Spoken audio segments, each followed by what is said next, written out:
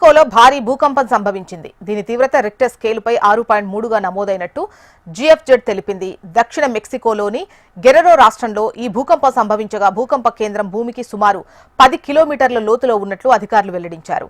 Pacific తీర ప్రాంతంలోని ప్రముఖ రిసార్ట్ నగరం ఆకాప్లో గెరెరో రాష్ట్రంలోని శాన్ మార్కోస్ పట్టణం వద్ద భూకంప కేంద్రం ఉన్నట్టు జిఎఫ్జెడ్ పేర్కొంది.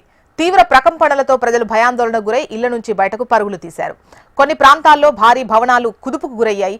భూకంప నేపథ్యంలో ప్రభుత్వం అప్రమత్తమైంది. ప్రభావిత ప్రాంతాల్లో స్థానిక యంత్రాంగం సహాయక చర్యలు చేపట్టింది.